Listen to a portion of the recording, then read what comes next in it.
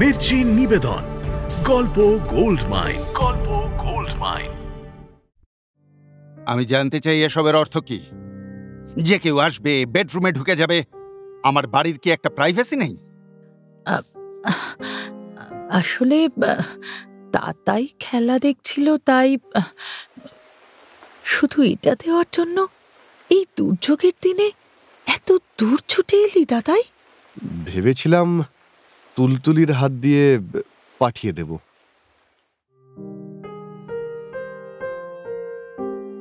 মির্চি গল্প গোল্ড মাইনে আপনাকে স্বাগত।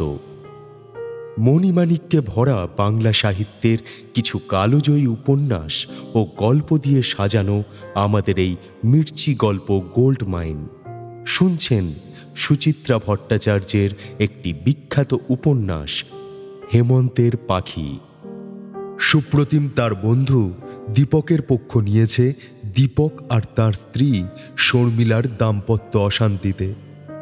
এই কথাটা সে অদিতিকে লুকিয়েছিল, কিন্তু শর্মিলা সবকিছুই অদিতিকে জানিয়ে গেল বাড়ি বয়ে এসে। চুলোয় গেল অদিতির লেখার পরিবেশ। বহুকাল পরে এক দারুণ অশান্তিতে জড়িয়ে পড়ল অদিতি। পরদিন থেকে সুপ্রতিমও গুম। এক বিরক্ত বুলডগের মুখোশ সেটে ঘোরাফেরা করছে বাড়িতে। সকালবেলায় বেরিয়ে যায়, রাত করে ফেরে। ছুটির দিনে ও আয়সারাম ফেলে টোটো করতে চলে যায় কোথায়। ছেলেদের সঙ্গে যেচে কথা বলে না, বড়জোর চোয়াল ফাঁক করল। ব্যাস, পাপাই দাদাই বাবার এই মেজাজটা দেখেছে কয়েকবার। তারাও বাবাকে ঘাঁটাতে সাহস করে না। অদিতিকেই পুছতাছ করেছে তারা, বাবা হঠাৎ আউট অফ ফোকাস কেন? এবার কি নিয়ে ফাইটটা হলো তোমাদের? অদিতি বিরস মুখে এড়িয়ে যায় প্রসঙ্গটা। বলবেই বা কি ছেলেদের? সুপ্রতিমের সঙ্গে ঝগড়া হলে সাধারণত অদিতি মিটিয়ে নেয়। বাড়ির ভেতর একটা হুতুম প্যাঁচা ঘুরে বেড়াবে, এটা কি খুব দৃষ্টিনন্দন দৃশ্য? তরল মেজাজের মানুষ হলেও সুপ্রতিমের মধ্যে একটা গোয়ার তুমিও আছে। এ ধরনের লোকদের বাবা বাছা করে ঠান্ডা করতে হয়। এবার অদিতি তা করল না। তারও বুকের হাড় পাঁজরায় এক তপ্ত বাতাস জমাট বেঁধে আছে। হয়তো সুপ্রতিম নিছক বন্ধুকে সঙ্গ দেওয়ার উদ্দেশ্যেই শর্মিলার বাড়ি গিয়েছিল, বা টিনটিনের স্কুলে। দীপকদা তেমন বাকপটু নয়। সুপ্রতিমকে হয়তো জোর করেই ধরে নিয়ে গিয়েছিল দীপকদা। বন্ধুর জন্য সুপ্রতিম এ কাজ করতেই পারে, অন্যায় জেনেও। কিন্তু অদিতিকে গোপন করল কেন? সবথেকে বেশি অদিতির বুকে বেজেছে সেই রাতে সুপ্রতিমের নির্বিকার হাবভাবটা। সুপ্রতিমকে ওই স্তরের মিথ্যাচারী ভাবতে কি যে কষ্ট হচ্ছে অদিতির। এরই মধ্যে হেমে নিলেন একদিন, সঙ্গে একটি বছর 30-এর ছেলে। হেমেনের সঙ্গে মাঝে মধ্যে একাধটা চেলাচামুন্ডা আসে আজকাল। এই ছেলেটি নতুন, ছিপছিপে চেহারা, রোদে পোড়া ফর্সা রং, গালের সযত্নে লালিত এলোমেলো দাড়ি। চোখ দুটিও বেশ সুন্দর, ভাষা ভাষা, মায়া মাখানো। সাদা চোস্তের ওপর নরম হলদে পাঞ্জাবি পরেছে ছেলেটি। কাঁধে শান্তিনিকেতনে ঝোলা ব্যাগ। প্রথম দর্শনে ছেলেটিকে বেশ ভালো লেগে গেল অদিতির। খুন্তি হাতেই ছুটে এসেছিল অদিতি। হেমেন সোফায় বাবু হয়ে বসে বললেন, দেখো রঞ্জন, এই হলো সেই অদিতি মজুমদার। এক হাতে খুন্তি চালায় আর অন্য হাতে কলম। যা, আপনার না বাড়াবাড়ি। না ভাই, গল্প আমি সাকুল্যে ওই গোটা চারেক লিখেছি। আর খুন্তি চালানো, আজ রান্নার লোক ছুটি নিয়েছে, তাই বাধ্য হয়ে। আপনার ফাটল গল্পটা আমার অসাধারণ লেগেছিল। রঞ্জনের কণ্ঠস্বরটিও ভারী উদাত্ত। পুরনো হেমেন মামাকে স্মরণ করিয়ে দেয়। আবৃত্তি করে নাকি? তারপরেও আপনার কি একটা গল্প পড়লাম, কি যেন নাম। নাম মনে নেই তো, তার মানে ভালো লাগেনি? না না, ওই গল্পটাও ভালো, তবে এক একটা গল্প মন কিনা সরাসরি বিদ্ধ করে। ফাটল গল্পটা সেরকম। মনে হয় কোথায় যেন একাত্ম বোধ করতে পারছি।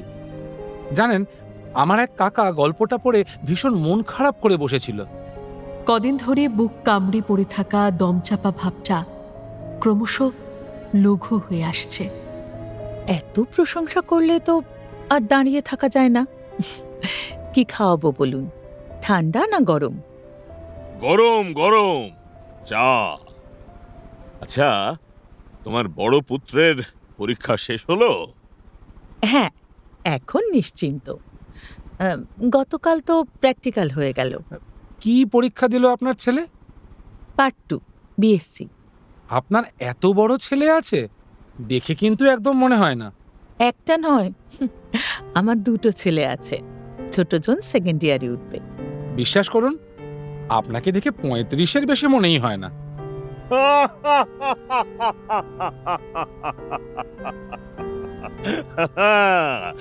এরকম একটা কমপ্লিমেন্ট পেলে ওর চায়ে একটু বেশি করে চিনি দিও। অদিতি দ্রুত রান্নাঘরের কাজ শেষ করে চা নিয়ে এসে বসেছে। বড় প্লেটে সাজিয়ে দিয়েছে নোনতা বিস্কুট, চানাচুর, হিম শীতল সন্দেশ। হ্যাঁ অদিতি, জানো তো রঞ্জনও কিন্তু খুব ভালো লিখছে এখন। দেশ পত্রিকায় ওর 2টো গল্প বেরিয়েছে। ও, আপনি তাহলে রঞ্জন দাশগুপ্ত? হ্যাঁ, বাবা মা ওই নামটাই রেখেছেন। 2টো গল্পই আমি পড়েছি। ওই স্বপ্নের নৌকো আর অঙ্কদৌড়, ঠিক বলছি তো? হ্যাঁ। আপনি থাকেন কোথায়? এদিকেই? না, একদম উল্টো দিকে, বারাসাত। বুঝলে অদিতি, বারাসাতে ওদের একটা গ্রুপ আছে, ওই তরুণ লেখকদের আর কি। নিয়মিত বসে সকলে, গল্প পড়া হয় সেখানে, আর আলোচনাও হয়। ওদের গ্রুপের আরেকজনও খুব উঠছে, আনিসুর রহমান। আনিসুরের লেখা তুমি পড়েছো অদিতি? নামটা শোনা শোনা মনে হচ্ছে, পড়েছি। এই যে রঞ্জন, আনিসুরকে একদিন নিয়ে এসো না এ বাড়িতে। তুমি তো চিনে গেলে। সে আনাই যায়, আপনিও একদিন আমাদের ওখানে চলুন না। যা, আমি কি তরুণ নাকি?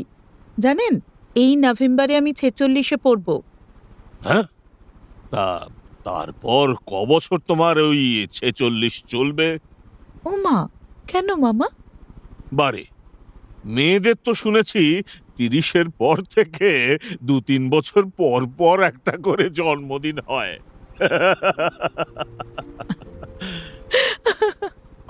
হেমেন মামা, আপনি না, 2টো ছেলে তাল গাছের মতো খাড়া দাঁড়িয়ে আছে। কোন ফাঁক দিয়ে বয়স লুকোবো? তাতে কিছু এসে যায় না। আপনি যখন নতুন লিখছেন তখন আপনি তরুণী। সে আপনার 80 বছর বয়স হলেও আপনি তরুণী। কি হেমেন্দা, ঠিক কি না? গল্প গুজবে, হাসি ঠাট্টায় অন্তর ধুয়ে যাচ্ছিল অদিতির। প্রথম জ্যৈষ্ঠের উষ্ণতাও আর তত প্রখর লাগছে না। খোলা জানলা দিয়ে লাজুক লাজুক বাতাস আসছে মাঝে মাঝে। স্বপ্নের কুঠুরিটা খুলে যাচ্ছে অদিতির। লেখালেখির গল্প, গল্পের গল্প রূপকথা হয়ে অদিতিকে নিয়ে চলেছে কৈশোরের দরজায়, অথবা এক প্রমত্ত যৌবনে। তারপর তুমি কিছু লিখলে অদিতি? অনেকদিন কিন্তু তোমার গল্প শোনা হয়নি। পাপাইয়ের পরীক্ষার আগে একটা লিখেছিলাম, ফেয়ার করা হয়নি। পরে পড়ে শোনাই? পরে কেন, আজই নয় কেন? না বাবা, আপনারা সব বড় বড় লেখক, আপনাদের সামনে আমি গল্প পড়ব না। এরকম বললে তো আজই শুনতে হয়। আরে নিয়ে এসো না, চটপট শুনিয়ে দাও। রঞ্জন আবার ওই বারাসাত ফিরবে। গল্পটা কিচ্ছু হয়নি হেমেন মামা, আরেকবার লিখতে হবে। আপনি ঠিক আমার ছোট বোনের মতো করছেন। কি ভালো গান গায়, কেউ শুনতে চাইলেই বলে আইসক্রিম খেয়ে গলা ভেঙে গেছে। চাপের মুখে অদিতিকে আনতেই হলো গল্পটা। সবে পাতাখানিক পড়েছে, দস্যুর মতো হাজির হলো তাতাই। ঢুকেই অতিথিদের দেখে তার মুখ শুকিয়ে আমসি। ছোটে মাস্টার, এমন ভগ্নদূতের দশা কেন? আপনারা টিভি খোলেননি? ব্রাজিল আর আর্জেন্টিনার খেলা দেখাচ্ছে। রঞ্জন ঘড়ি দেখল। ও হো, তাই তো, 8টায় আরম্ভ হওয়ার কথা না? আপনি দেখবেন? দেখলে হতো, কিন্তু তোমার মায়ের গল্পটা যে শুনছি ভাই। তাতাই একবার আর চোখে তাকালো অদিতির দিকে। খেলাটা দেখে নিয়ে শুনুন। না না না, তাহলে আমার দেরি হয়ে যাবে। কাল সকালে তো রিপ্লে দেখাবে, তখন দেখে নেব। হেলেঞ্চা পাতা খাওয়া মুখ হয়ে গেল তাতাইয়ের। গ্যাট হয়ে বসে পড়েছে সোফায়, উসখুস করছে। টেবিলে পড়ে থাকা চানাচুর থেকে ঘন ঘন বাদাম তুলে খাচ্ছে। হেমেনের বোধ হয় প্রাণী দয়া জাগল। আচ্ছা, আমরা কি অন্য কোথাও বসে গল্পটা শুনতে পারি না অদিতি? ছোটে মাস্টার না হয় খেলা দেখুক। অদিতি এক মুহূর্ত চিন্তা করল, ছেলেদের ঘরে গিয়ে বসা যায়, সেখানে আবার পাপাই এসে পড়তে পারে। নিজেদের ঘরে বসবে, তাই বসল। খাটের ওপর জমিয়ে বসেছেন হেমেন, পাশে রঞ্জন। তাদের মুখোমুখি বসে গল্পটা পড়ছিল অদিতি। পড়তে পড়তেই টের পেল সুপ্রতিম ফিরেছে। দরজায় এসে দাঁড়ালো একবার। হেমেনের সঙ্গে চোখাচোখি হতে সৌজন্যের হাসি হেসে সরে গেল। ছেলেদের পাশে বসে টিভি দেখছে। রঞ্জন উচ্ছ্বসিত প্রশংসা করল লেখাটার। হেমেন মামা অতটা না। রঞ্জনের মতে এই গল্পটা বড় কোনো পত্রিকায় পাঠানো উচিত। হেমেন মামা চান গল্পটা আরেকবার লেখক অদিতি। পুরনো বান্ধবীর সঙ্গে দেখা হওয়ার পর লেখিকা যে অনুভূতিটা নিয়ে ফিরেছে সেটা আরো তীব্র হওয়া প্রয়োজন। রঞ্জন গল্পের কোনো বদল চায় না, অতি স্বাভাবিক সমাপ্তিতেই সে বেশি অভিভূত। আলোচনা করতে করতে সময় গড়িয়ে গেল। হেমেনরা উঠলেন রাত 9:30। খুশি খুশি মেজাজে খাবার থালা সাজাচ্ছে অদিতি। তখনই বিস্ফোরিত হল সুপ্রতিম, পাপাই তাতাইয়ের সামনেই। আমি জানতে চাই এসবের অর্থ কি? যে কেউ আসবে, বেডরুমে ঢুকে যাবে, আমার বাড়ির কি একটা প্রাইভেসি নেই? আসলে তাতাই খেলা দেখছিল, তাই একদিন একটু ঘরে বসে গল্প পড়েছি। হেমেন মামা তো প্রায় আমাদেরই ঘরের লোক, তাই না? ওসব হেমেন মামা ফেমেন মামা বুঝি না। ওই যে সখী সখী চেহারার দেড়েল ছেলেটা খাটে উঠে বসেছিল, সেও কি ঘরের লোক? ঘরে কি আজ প্রথম বাইরের লোক ঢুকলো? তোমার ওই সোমেন তথাগতরা এসে কি সারাক্ষণ ড্রয়িং রুমেই বসে থাকে? আমার বন্ধুদের সঙ্গে ওই রাস্তার হ্যাগার্ডদের তুলনা। সমস্ত বাড়াবাড়ির কিন্তু একটা লিমিট থাকা উচিত, বুঝলে? বুঝতে পারছো? ফের যদি কোনোদিন আমার ঘরে বাইরের লোক ঢোকাতে দেখেছি, তাহলে কিন্তু। অদিতি অপমানে ম্লান হয়ে গেল।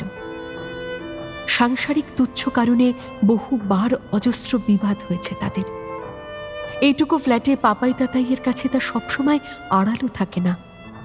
তা বলে এই ভাষায় কথা বলল সুপ্রতিম, এত অকিঞ্চিতকর কারণে? চেনা মানুষ কি করে এমন অচেনা দানব হয়ে যায়? মলিন মুখে ছেলেদের খেতে দিল অদিতি, সুপ্রতিমকেও। পাপাই তাতাই গম্ভীর, সুপ্রতিমের প্রক্ষেপ নেই। খাচ্ছে সে। শব্দ করে করে স্টিলের থালায় মাংসের হাড় ঢুকল। চুষে চুষে নরম শ্বাসটুকু বার করে নিল। ল্যাংড়া আমির আঁটে নিপুণভাবে শেষ করে তৃপ্তির উদ্গার তুলছে। খাওয়া শেষে বিছানায় নিঃস্বারে শুয়ে আছে অদিতি। বাইরে এক নিষ্করুণ গুমট, ঘরেও পাখার হাওয়াতেও ঘাম জমছে গায়ে, খসখস করছে দেহ। আলো নিভিয়ে সুপ্রতিম ঠেলল অদিতিকে। এই এই অদিতি কাঠ হয়ে রইল। সুপ্রতিম টানল অদিতিকে। খুব রাগ করেছ? নিজেকে আরো শক্ত করল অদিতি। অদিতির মাথা মুখের খুব কাছে নিয়ে এলো সুপ্রতিম। অভ্যস্ত নিঃশ্বাস প্রবাহে অভ্যস্ত উত্তাপ বৃদ্ধি পাচ্ছে ক্রমশ। কোমল জড়ানো স্বরে সুপ্রতিম বলল, রাগ করো কেন? তুমি আমাকে একদিন অপমান করেছিলে, আমি তোমাকে কাউন্টার ইনসাল্ট করে দিলাম, ব্যাস কাটাকুটি হয়ে গেল।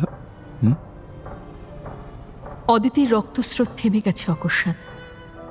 নিজের মিথ্যে আর অন্যায়ের সঙ্গে অদিতির আজকের সরল উচ্ছ্বাসকে এক দাঁড়ি পাল্লায় বসাতে চাইছে। এ কোন সুপ্রতিম? 23 বছর পরেও পরিচিত ঘ্রাণ কেন আজ অচেনা লাগে? অদিতি ছাড়িয়ে নিল নিজেকে, পাশ ফিরে শুল, ভাঙা স্বরে বলল, ঘুমো। সকালে পাখিকে জল ছোলা দিতে গিয়ে শিউরে উঠল অদিতি। ব্যালকনিতে ছড়িয়ে আছে অজস্র ছোট ছোট পালক। খাঁচা ঢাকার কাপড় মেঝেতে লুটোচ্ছে। টিয়া টলছে খাঁচায়, বাঁ ডানায় তার গভীর ক্ষত। সবুজ শরীরে ছোপ ছোপ রক্ত শুকিয়ে কালচে হয়ে আছে। মেরেই দিল পাখিটাকে।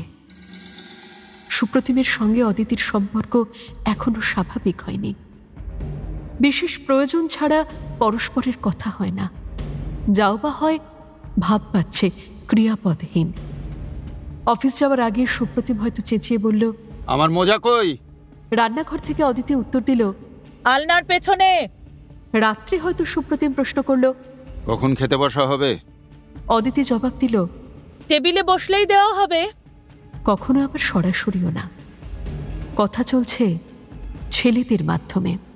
তাতাই জিজ্ঞেস করতো, ছোট পিসির বাড়িতে কি অফিস থেকেই চলে যাবে না এখানে এসে যাবে? পাপাই বলে দে, রিঙ্কির জন্মদিন পরশু, কাল ভেবে ডিসাইড করা যাবে। ছোট্ট একটা ঝাপটাও অনেক সময় বুকের পাষাণ ভার নামিয়ে দেয়। অদিতি সব ভুলে আর্তনাদ করে উঠল, এই শুনছো? শিগগির একবার এদিকে এসো তো। ঘুম চোখে দৌড়ে এসেছে সুপ্রতিম। পাখির রক্তাক্ত দশা দেখে তারও চক্ষু স্থির।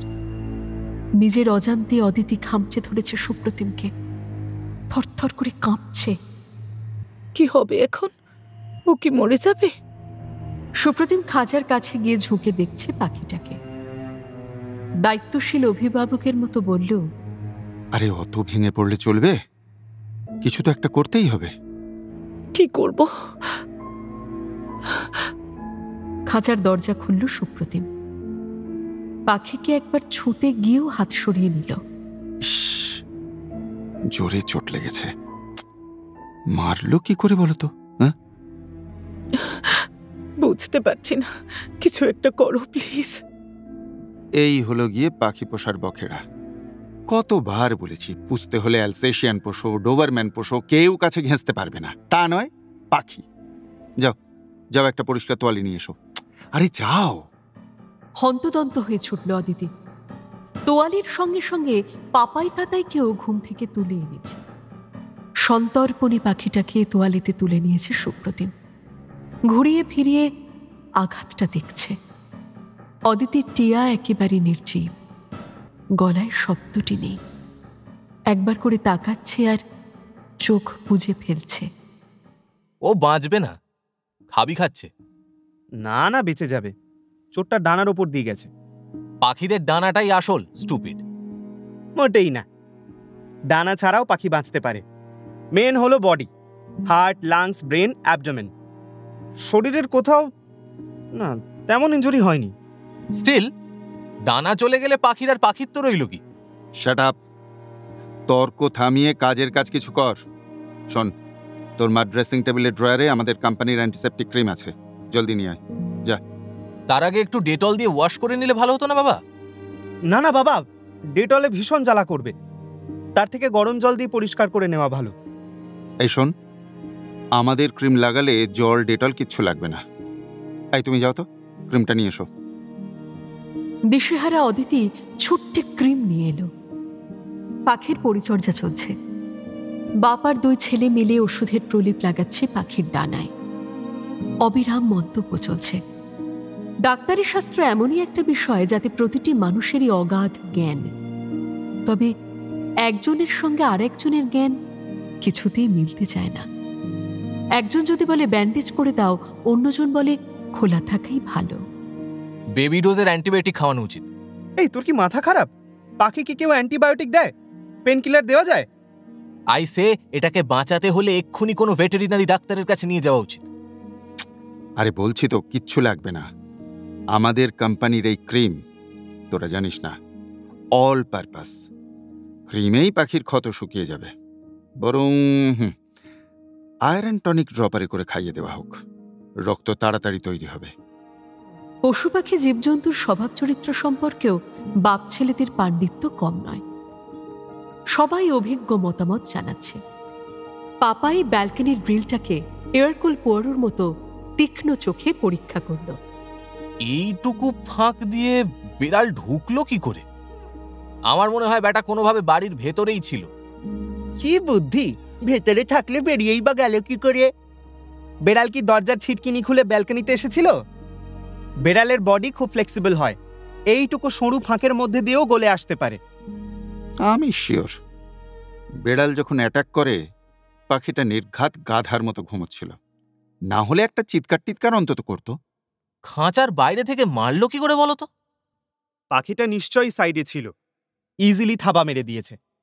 বেড়ালের থাবা খুবই সুইফট চলে। ইনফ্যাক্ট ডোমেস্টিক অ্যানিমেলের মধ্যে বেড়ালই সব থেকে ফাস্ট মুভিং ক্রিচার এবং সব থেকে শয়তান, সাংঘাতিক বেইমান। তুই একটা বিড়ালকে বেবি অবস্থা থেকে ওই দুধটা মাছটা খাইয়ে বড় কর, দেখবি চান্স পেলে তোর কিচেনই সাফ করে দিচ্ছে। চোখে চোখে কেমন তাকিয়ে থাকে লক্ষ্য করিসনি? সবসময় কেমন একটা বেপরোয়া অ্যাটিটিউড। অদিতি নির্বাক শুনছিল, তার আর্দ্র চোখ পাখিতে স্থির। আহত টিয়াকে দেখার পর থেকেই হাত পা কেমন অসাড় হয়ে গেছে তার। স্বামী ছেলেরা খুব যত্ন করেই পরিচর্যা করছে পাখির।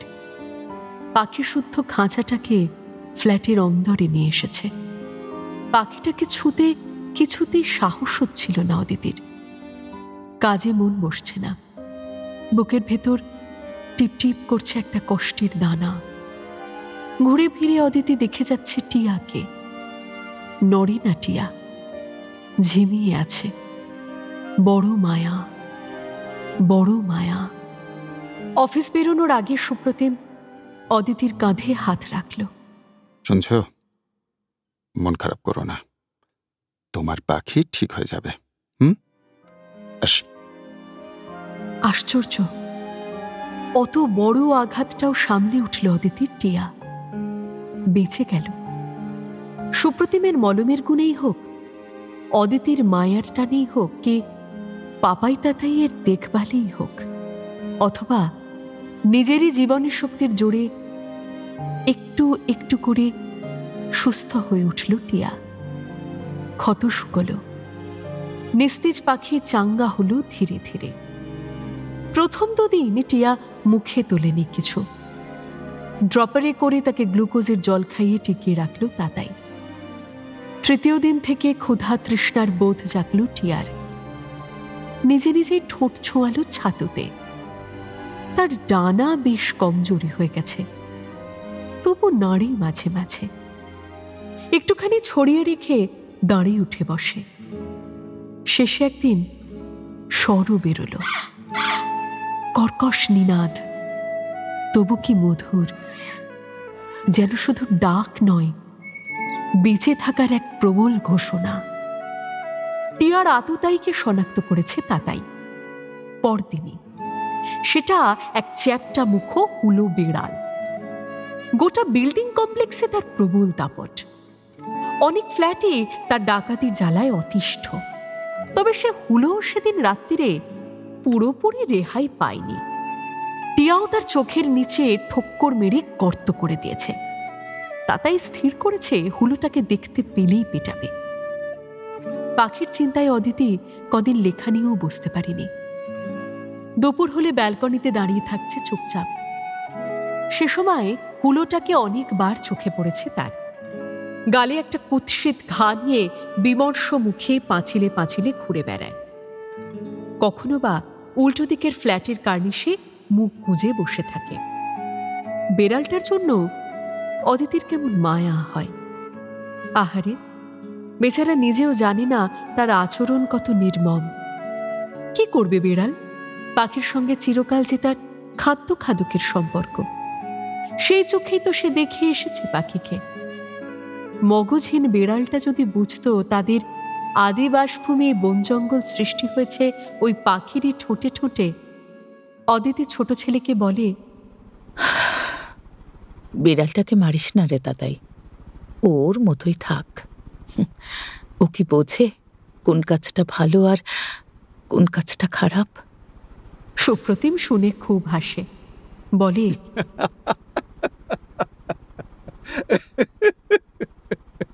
এবার তুমি এই বেড়ালের চিকিৎসাতেও নেমে পড়বে নাকি? হ্যাঁ, বলো তো, অফিস থেকে আরো কয়েকটা ক্রিম নিয়ে আসি। সুপ্রতিমের সঙ্গে অদিতির সম্পর্কটা আবার মসৃণ। ছোট্ট একটা ঢেউ এসেছিল, ফিরে গেছে। সম্পর্ক তো এরকমই, ঢেউ আসে, ফেনা রেখে চলে যায়। ফেনাও শুকোয় ক্রমশ, পড়ে থাকে সিক্ত বেলাভূমি। আবার সেখানে নির্দ্বিধায় পা রাখে মানুষ, বালুতট প্রতীক্ষা করে কত নতুন ঢেউয়ের। অদিতি এক সামান্য মানবী মাত্র, তার ক্ষেত্রেই বা এর ব্যতিক্রম ঘটবে কেন? সবকিছুই নিয়ম মতো চলছে। আবার লিখছে অদিতি। হেমেন একদিন এসে একটা গল্পও নিয়ে গেলেন, বড় কোনো পত্রিকায় পাঠাবেন। সুপ্রতিম টুক করে 2.5 দিনের জন্য রাঁচি ঘুরে এলো। তাতাইয়ের এখনো গরমের ছুটি চলছে, কিন্তু সারাদিনে তার টিকি পাওয়া মুশকিল। পাপাই সামনের সপ্তাহে বন্ধুদের সঙ্গে দার্জিলিং বেড়াতে যাচ্ছে, দিন 10 জন্য। মাঝে হঠাৎ এক রবিবার সন্ধ্যেতে সুজাতা বাড়ি খুঁজে খুঁজে হাজির, মেয়ে নিয়ে। সারা সন্ধে আড্ডা মেরে গেল অদিতি সুপ্রতিমের সঙ্গে, খুব হাহাহিহি করল। সুপ্রতিমের মুখে অদিতির গল্প লেখার গল্প শুনে সুজাতা এই মারে তো সেই মারে। কি অসভ্য রে তুই, আমাকে সেদিন বলিসনি কেন? দে দে দে, তোর লেখাগুলো দে, পড়ে ফেরত দেব। সুজাতার মেয়েটাও দারুণ সপ্রতিভ, চোখে মুখে কথা। তাতাইয়ের মতো বক্তৃতাবাজও মুনিয়ার কথার জোরে কাহিল। অদিতিকেও কম অপ্রস্তুতে ফেলল না মেয়েটা। ও মাসি, তুমি কি নিষ্ঠুর গো! পাখিটাকে খাঁচায় বন্ধ করে রেখে দিয়েছ। বন্দি থেকে থেকে ও পাখির কি আর ওড়ার ক্ষমতা আছে? খাঁচা খুলে ছেড়ে দিলেও 2 পা গিয়ে মুখ থুবড়ে পড়বে। সিঁড়ির নিচে 60 লিটার বক্স, 8টা ফ্ল্যাটের 8টা। মজুমদার লেখা বাক্সে আজ অনেক চিঠিপত্র। পাপাই সুপ্রতিমের নামে বড় বড় 2টো খাম, ইন্স্যুরেন্সের নোটিশ, ইলেকট্রিক বিল। লখনৌ থেকে সুপ্রতিমের ভাইয়ের চিঠি, ইনল্যান্ড লেটারে। ইলেকট্রিক বিলের অঙ্ক দেখে ভুরু কুঁচকল অদিতি। 352। গত মাসে 311 ছিল না? মানে 41 টাকা বেশি। একে তো কারেন্ট পড়ে, এত তফাৎ কি করে যে হয়? অদিতি চোখ ছোট করে পাপাইয়ের খামের প্রেরকের নাম পড়ল, মেরিল্যান্ড ইউনিভার্সিটি। প্রায় সই বিদেশ থেকে এরকম খাম আসছে পাপাইয়ের। গত মাসে কি এক ইউনিভার্সিটি থেকে এসেছিল, অ্যারিজোনা না ওরিগন। ভেতরে ছিল ইয়া মোটা বুকলেট। মা খাম খুলে দেখেছে বলে কি উষ্মা ছেলে। অন্যের চিঠি খোলা কিন্তু খুব বাজে হ্যাবিট মা। পাপাইকে বাইরে চলে যাওয়ার চেষ্টা করছে, ভাঙি না কেন? থাক পড়ে। এ চিঠি পাপাই দার্জিলিং থেকে ফিরেই খুলবে। সুপ্রতিমের খামটাও খুলে দেখার দরকার নেই। এ হলো এক রহস্যময় রাজেশ গুলাটির কাছ থেকে আসা অদরকারি কাগজ। অদিতি জানে সুপ্রতিমেকে চেনে না, কোত্থেকে লোকটা সুপ্রতিমের ঠিকানা পেয়েছে তাও জানে না। কিন্তু অজ্ঞাত শুভাকাঙ্ক্ষীর মতো লোকটা মাঝে মাঝে কাগজপত্র পাঠিয়ে দেয় সুপ্রতিমকে। হাজারো কোম্পানি প্রতিদিন যে শেয়ার ছাড়ছে বাজারে, সেসব শেয়ার কেনার কাগজ এগুলো। প্রায় প্রতিবারই সময় পার করে পৌঁছয় কাগজ। সুপ্রতিম এক ঝলক দেখে ওয়েস্ট পেপার বাস্কেটে ফেলে দেয়। দেবাত কখনো সময় মতো এলে অসীম কৌতূহল নিয়ে বিনিয়োগের লাভ আর ঝুঁকির সম্ভাবনা খুঁটিয়ে খুঁটিয়ে পড়ে এবং ওয়েস্ট পেপার বাস্কেটে ফেলে দেয়। শেয়ার কেনার জন্য অফিসে নিজস্ব পরিচিত লোক আছে সুপ্রতিমের।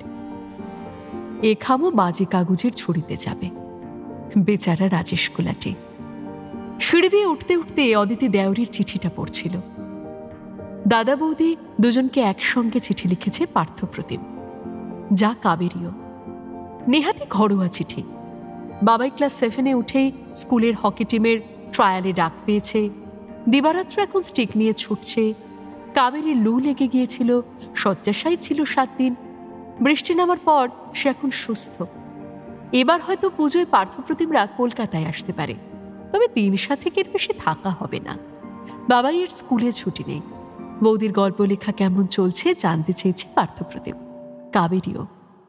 দুজনে পাপাই তাতাইয়েরও খোঁজ নিয়েছে নিয়ম মাফিক। সুপ্রতিম শরীর স্বাস্থ্যের দিকে নজর রাখছে কিনা সে সম্পর্কেও। অদিতি চিঠিটা পড়তে পড়তে হাসছিল মনে মনে। পার্থটা ক্রমশ কেমন নিরুত্তাপ হয়ে গেল।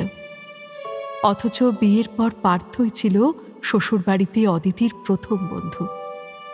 2 ননদ এখন খুব সমীহ করে বটে, তবে তখন তাদের চোখে অদিতি ছিল যেন শত্রুপক্ষের লোক, যেন অনাহুতির মতো এসে ভালো মানুষ দাদাকে কেড়ে নিয়েছে অদিতি। কি ছেলে মানুষই না করতো ননদ দুটো। গল্প করার ছলে ইচ্ছে করে রাত 2টো অব্দি আটকে রাখত অদিতিকে। পাউডার, ক্রিম, পারফিউম যা কিনে আনত সুপ্রতিম খাপলা মেরে গায়েব করে দিত। পার্থ ছিল অন্যরকম, হাসি খুশি, দিলদরিয়া ধরনের। টিউশনির টাকা থেকে অদিতিকে শাড়ি কিনে দিয়েছিল একবার। কাবেরীর সঙ্গে প্রেম করার আত্মপান্ত গল্প শোনাতো বৌদিকে। এখন সেই দেউরি কত দূরের লোক। ননদরা অনেক বেশি বন্ধু। সময় আর সংসার কত রকম ভাবে যে ভাঙে আর গড়ে। 3 তলার ল্যান্ডিংয়ে পৌঁছে অদিতি থমকালো। একটি বছর করে মেয়ে তাদের ফ্ল্যাটের দরজায় বেল টিপছে। পরনে সালোয়ার কামিজ, কাঁধে ওড়না, বাসন্তী রং ওড়নার প্রান্ত পেঁচাচ্ছে আঙুলে। ঘাড় ঘুরিয়ে কল্যাণীদের বন্ধ দরজার দিকে তাকাচ্ছে ঘন ঘন। সেলস গার্ল কি? সঙ্গে তো কিছু নেই। অদিতি তরতর করে উঠে এলো। কাকে চাই? মেয়েটি চমকে ঘুরল। সায়ন্তন মজুমদার এই ফ্ল্যাটে থাকে না? হ্যাঁ থাকে, আমি সায়ন্তনের মা। মেয়েটি ঢোক গিলল। ও, সায়ন্তন বাড়ি নেই? না, ও তো দার্জিলিং গেছে। তাই?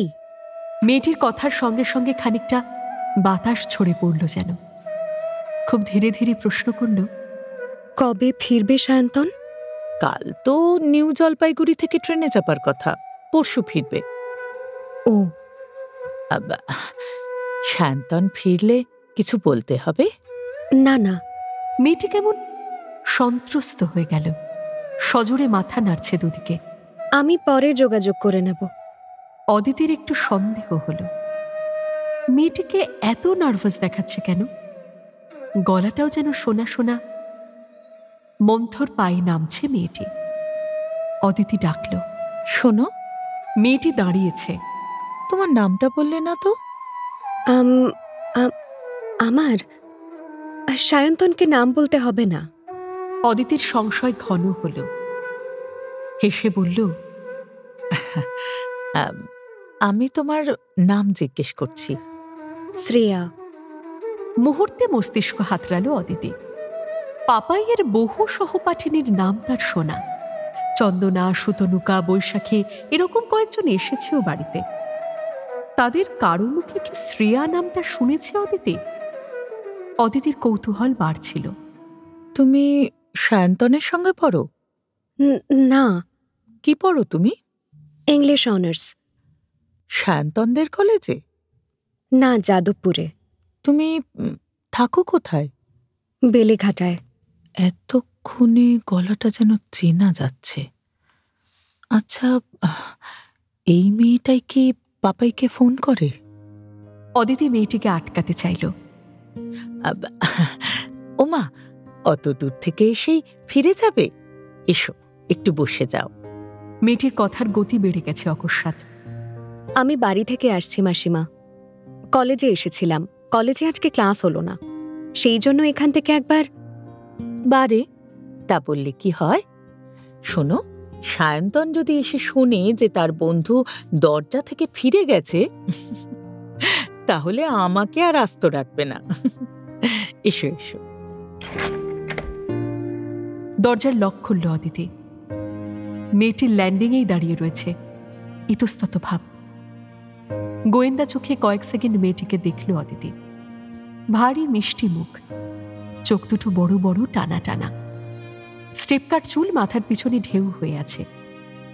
চাপা সংকোচে ফর্সা মুখে লাল আভা, ঘামছেও খুব। অদিতি ঈষৎ আদেশের সুরে বলল, কই এসো। কদিন টানা বৃষ্টির পর কাল থেকে একটু জিরিয়ে নিচ্ছে আকাশ, তবে মেঘ এখনো পুরোপুরি কাটেনি। ভারী শরীর নিয়ে অলস মেজাজে ঘুরে বেড়াচ্ছে।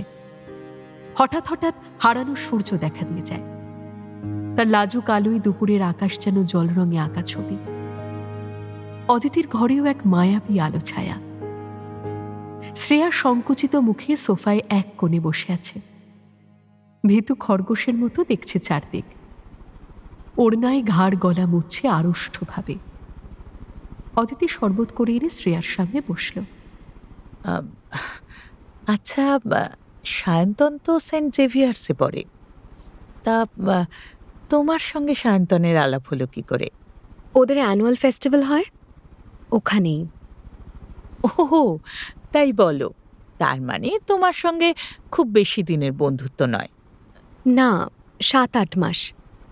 আচ্ছা দাঁড়াও দাঁড়াও। অদিতি একটু চিন্তা করার ভান করল। তুমি রাত্রির দিকে টেলিফোন করো তাই না? আর সায়ন্তনের বাবা ফোন ধরলে কেটে দাও।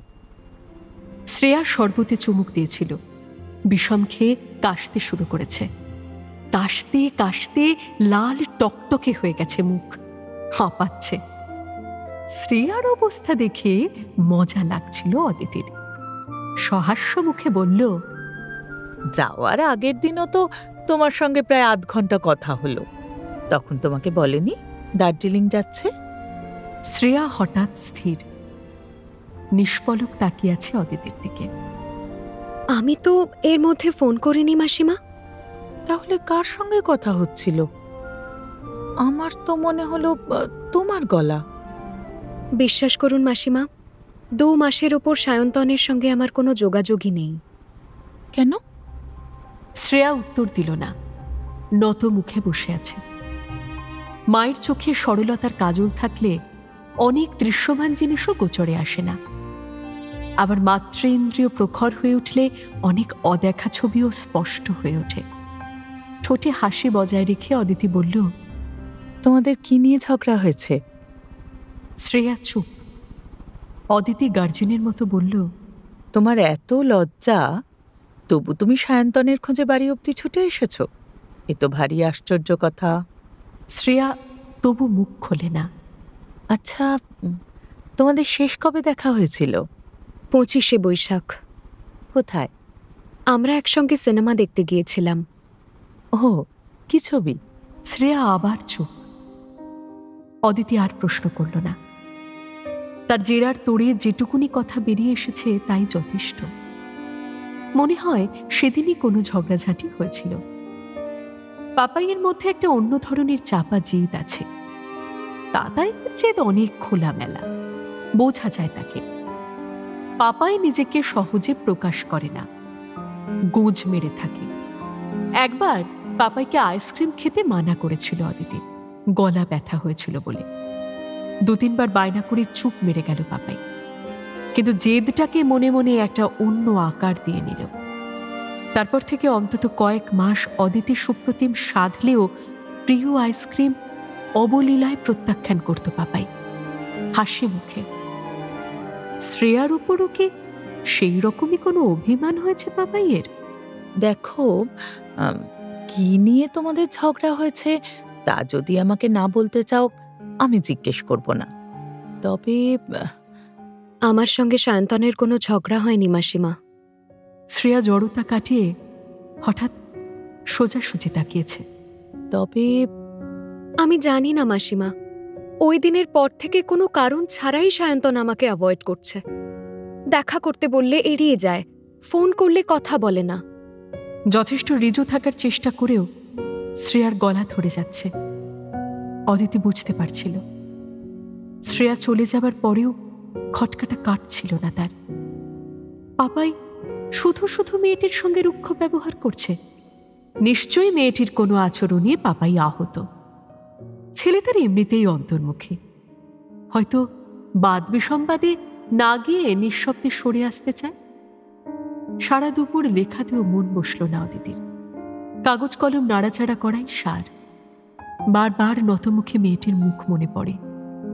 শ্রেয়া কেমন মেয়ে? চেহারা হাবভাবে তো ভালো ঘরের মেয়ে বলেই মনে হয়। নিষ্পাপ মুখেও কীট লুকিয়ে থাকতে পারে। তার ছোট ননদ রীনা তো পাত্রপক্ষের আশীর্বাদের দিন সকালেও তার প্রেমিক অজয়ের সঙ্গে দেখা করতে গিয়েছিল। বিয়ে যে স্থির হয়ে গেছে সে কথা তখনও অজয়কে বলেনি। অদিতিকে পথে ধরে অজয়ই একদিন সমবেদনা জানিয়েছিল। বিয়ের দিন রীনার আপ্লুত মুখ দেখে কেউ বুঝতে পেরেছে টানা ১.৫ বছর ধরে অজয়কে ২০ আঙুলে নাচিয়েছে রীনা। শ্রেয়ার ক্ষেত্রে ৫-১০ মিনিট কথা বলে কতটুকু আন্দাজ করতে পারে অদিতি। সে রাত্রেই বা বাবাই কার সঙ্গে কথা বলছিল, একই নিবিষ্ট ভঙ্গিতে, নিচু স্বরে, হাসি মুখে। এবছর জোর বর্ষা নেমেছে। গ্রীষ্মের তীব্র দাহের পর বর্ষা এবার একটু দেরিতেই এলো। আকাশ এখন সর্বক্ষণই শীষে বরণ। মেঘের ভারী নেমে এসেছে নিচে। দেরিতে আসার ঘাটতি বর্ষা পুষিয়ে দিচ্ছে পুরো মাত্রায়। একের পর এক নিম্নচাপ চলছে। টানা বৃষ্টিতে পথঘাট থই থই।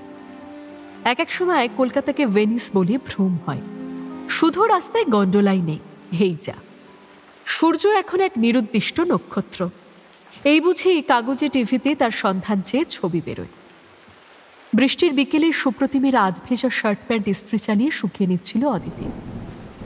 সুপ্রতিমরা নতুন একটা শ্যাম্পু ছাড়ছে বাজারে। সেই উপলক্ষে কাল সন্ধেবেলা বড় সড়ো পার্টি দিচ্ছে কোম্পানি, সঙ্গে ফ্যাশন প্যারেড। চুল ফাঁপিয়ে নিতম্ব দুলিয়ে হাঁটবে সুন্দরীরা। অনুষ্ঠানে এই শার্টটাই পরে যেতে চায় সুপ্রতিম। মরির ইস্ত্রিওয়ালাটা বসছে না কদিন। সে বোধ হয় সূর্যের খোঁজে গেছে। দরজা খুলে অবাক হয়েছে অদিতি। দাদা এসেছে। এই বর্ষায় দাদা। অলোকেশের এক হাতে ভেজা ছাতা, অন্য হাতে প্লাস্টিকের প্যাকেট, বগলে পেট মোটা চামড়ার ব্যাগ। ঈষৎ অপ্রস্তুত মুখে হাসল অলোকেশ। চমকে গেলি তো? অনেকদিন আভার স্ট্রিটের বাড়িতে যাওয়া হয়নি অদিতির। শেষ গিয়েছিল মাস ২ আগে। দাদা সেদিন বাড়ি ছিল না। ছুটির দিনে কোনো এক বন্ধুর সঙ্গে দেখা করতে গিয়েছিল। দাদাকে দেখে অদিতি খুশি হলো। চমকানোরই তো কথা। এরকম বৃষ্টি মাথায় করে কেউ আসে? কি করি, তুলতুলিটার ইউনিভার্সিটি বন্ধ। বহুদিন তোদের খোঁজ খবরও পাই না। অলোকেশের ছাতা বাথরুমের সামনে মেলে দিয়ে তোয়ালে এনে দিল অদিতি। নে, আগে ভালো করে মাথা মোছ। এই তো সেদিন পা ভাঙলি, ওই জলকাদায় আবার। অলোকেশ বোনের বাড়িতে আসে কম, তবে এলে কখনো খালি হাতে আসে না। প্লাস্টিকের ঠোঙা অদিতির হাতে দিয়ে বলল, এই নে, হাঁটু আমার পুরো সেরে গেছে। আয়, আমরা ভাই বোনে আজ একটু বেগুনি আর আলুর চপ খাই। তোর ছেলে দুটো গেল কোথায়? এই বিকেলে ওরা বাড়ি বসে থাকবে। কোথায় চড়ে বেড়াচ্ছে। বস, চা করে আনি। আমার রান্নার মেয়েটাও বোধহয় এবেলা ডুব মারল। তোয়ালিতে মুছে ব্যাগ সেন্টার টেবিলে রাখলো অলোকেশ। ঘষে ঘষে মাথা মুছছে। সোফায় বসেও উঠে দাঁড়ালো। হাত বুলিয়ে দেখলো সোফা ভিজছে কিনা। ভেজেনি। নিশ্চিন্ত হয়ে হেলান দিয়েছে। গ্যাসে জল বসিয়ে ভাবছিল অদিতি। দাদা তো কোনো কারণ ছাড়া এ বাড়িতে বড় একটা আসে না। তবে এই দুর্যোগের দিনে যখন এসেছে, দরকারটা নিশ্চয়ই জরুরি। মুখটা কেমন শুকনোও লাগছে। দাদা, তুই কি অফিস থেকে আসছিস? হ্যাঁ, একটু তাড়াতাড়ি বেরিয়ে পড়লাম তোর এখানে আসবো বলে। তাহলে তো তোর খুব খিদে পেয়েছে। দাঁড়া, কটা লুচি ভেজে দি। আরে না না, তোকে অত হাঙ্গামা করতে হবে, মুড়ি থাকলে দে। অদিতি গলা তুলল। অদিতি সামান্য অস্বস্তিতে পড়ল। এ বাড়িতে তার 2 ছেলের কেউই মুড়ি ছোঁয় না। বাঘের ঘাস খাওয়ার মতো সুপ্রতিম 9 মাসে 6 মাসে খায়। তার জন্য এই বর্ষার দিনে ঘরে মুড়ি কিনে রাখার কোনো মানেই হয় না। লুচি ভেজে দিই না? সেই কখন তো ভাত খেয়েছিস। ঘরে বুঝি মুড়ি নেই? আচ্ছা, তোকে ব্যস্ত হতে হবে না, চা তেলে ভাজা নিয়ে চলে আয়। তোকে একটা জিনিস দেখাতে এসেছি। কি জিনিস? আছে আছে, আয় না। পলকের জন্য বুকটা ছ্যাঁত করে উঠল অদিতির। দাদা যখনই কোনো কাগজে সই করাতে আসে এই ভাষাতেই কথা বলে, এরকমই নরম সুরে।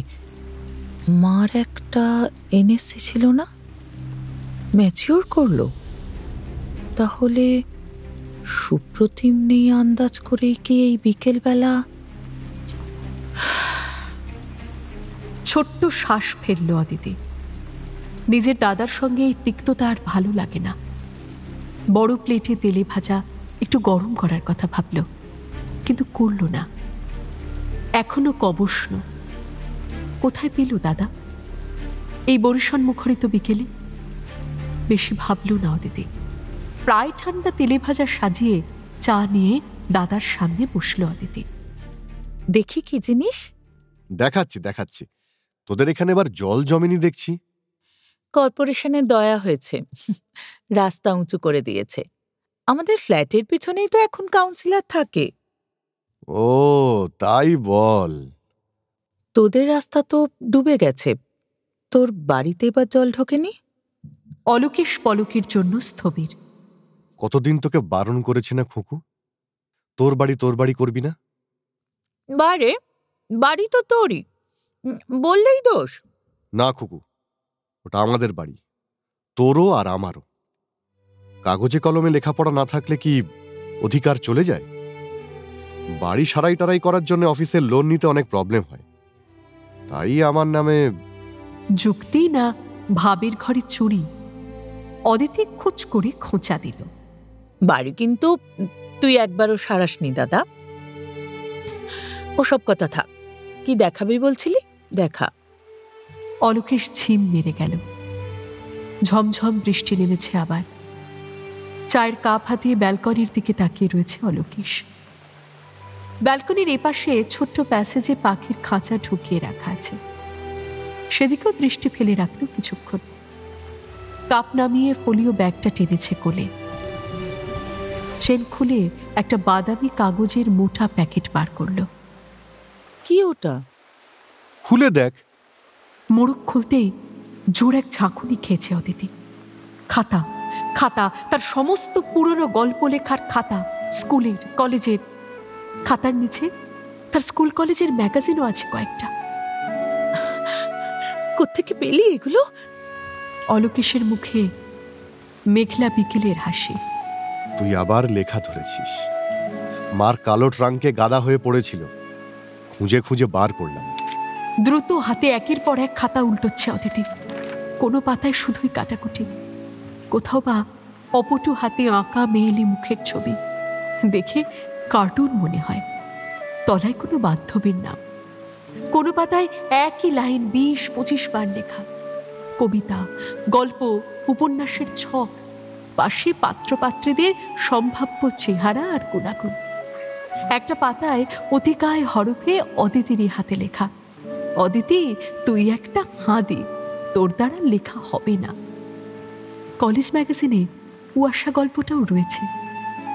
অদিতি আঙুল বুলোচ্ছে পাতায়, অক্ষরগুলো ছুঁয়ে ছুঁয়ে দেখছে। অক্ষর না প্রাণ, অক্ষর না সময়, অক্ষর না স্মৃতি। সময়ের সঙ্গে সঙ্গে পাতারা বিবর্ণ, হলদেটে, নীল কালির আঁচড় ফিকে অনেক, তবু কি মুখর। অসংখ্য স্মৃতি ছুটে এলো টগবগিয়ে, তীর তীর করে দুলতে দুলতে।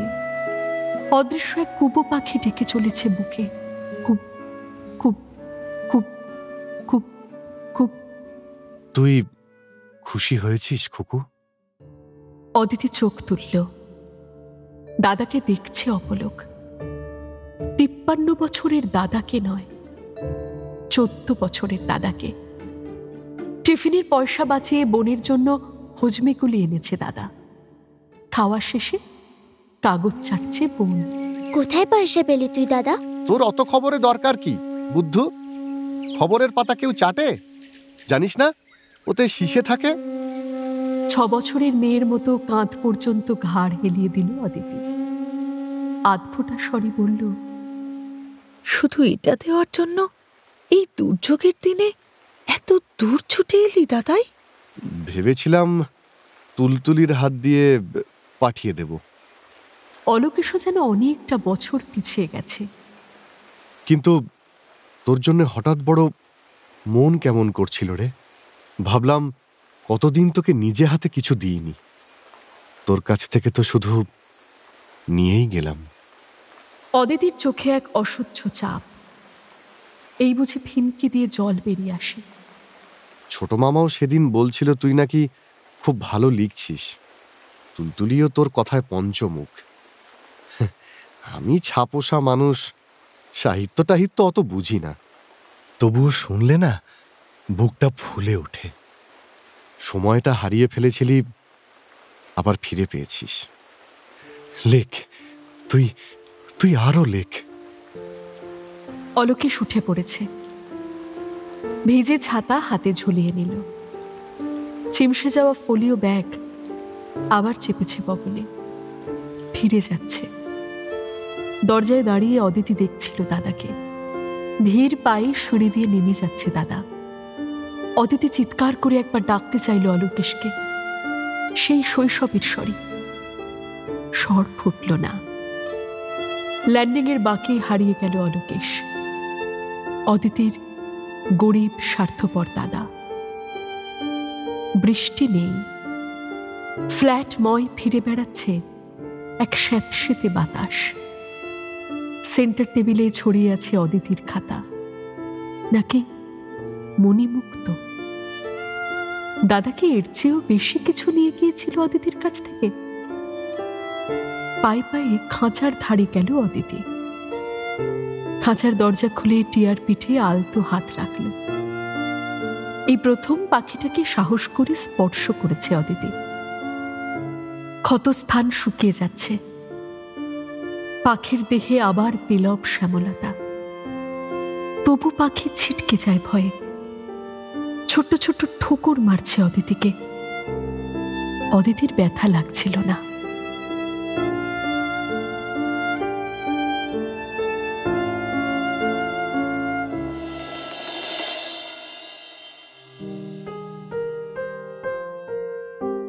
শুনলেন সুচিত্রা ভট্টাচার্যের হেমন্তের পাখি।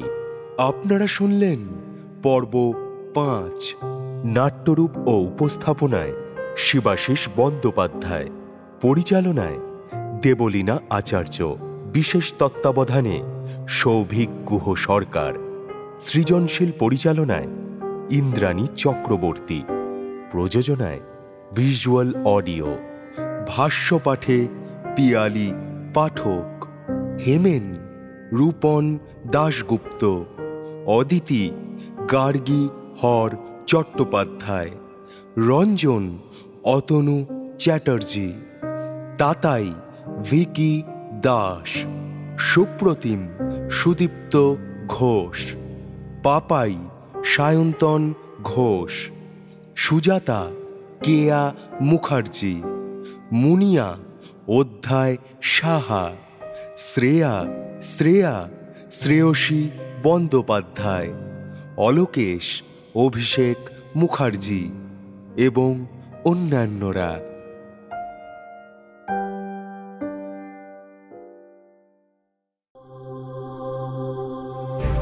মির্চি নিবেদন গল্প গোল্ড মাইন।